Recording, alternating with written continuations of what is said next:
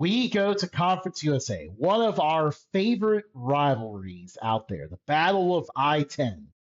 Two trophies on the line. Keep in mind, you your big rivalries out there, and there might be one trophy on the line. How many rivalries can say they have two trophies on the line? Not many, but this is one of them. Battle of I-10, New Mexico State at UTEP. I don't know why it's this week and not next week, but anyways, Scheduling error. both teams kind of They thought it struggling a was little New bit. Mexico and not New Mexico State, and they're like, "Oh crap, we can't fix it now." But yeah, both teams kind of struggling a little bit. This is all about pride here. All about pride in their region. The winner gets that. The loser, kind of struggling for some positives here. Who do you think wins this one? Man, I mean, we got a big fan base from UTEP randomly. I mean, they're not geographically anywhere near us, but UTEP fans love us. So shout out to our UTEP fandom.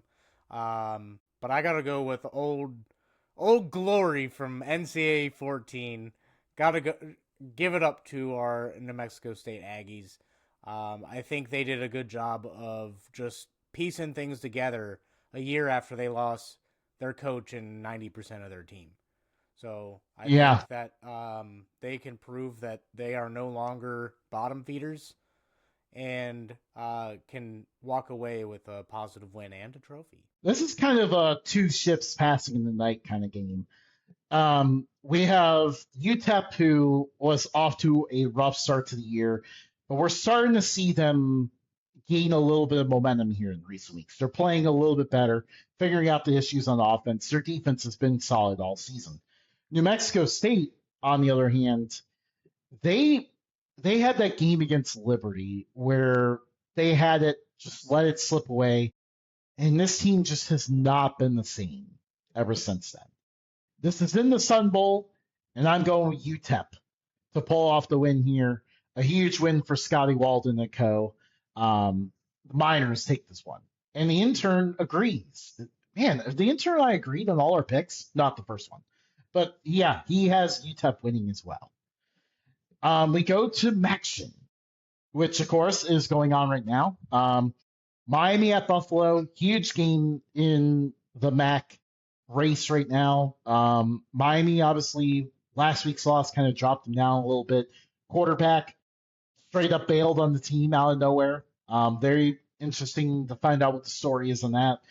And Buffalo, only one conference loss, but obviously we made these picks before the game kicked off. We made these picks before today, but currently they are on ESPN2. Miami leads 17-10 at halftime.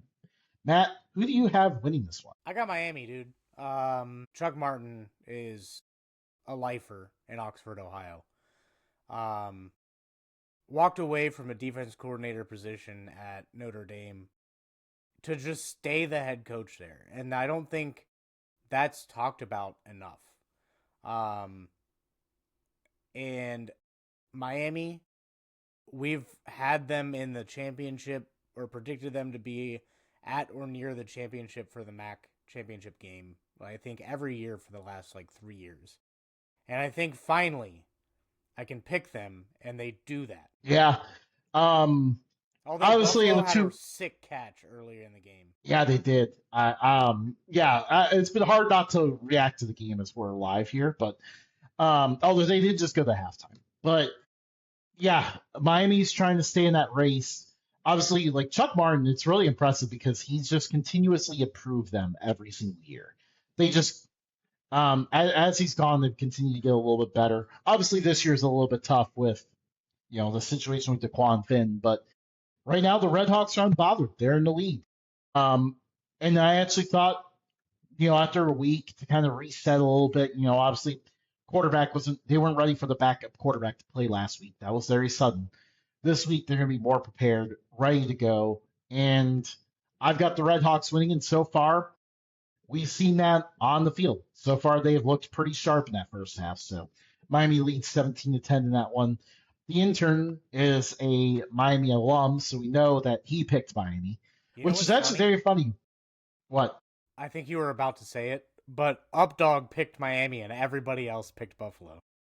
Yeah, perfect split right down the middle on that one.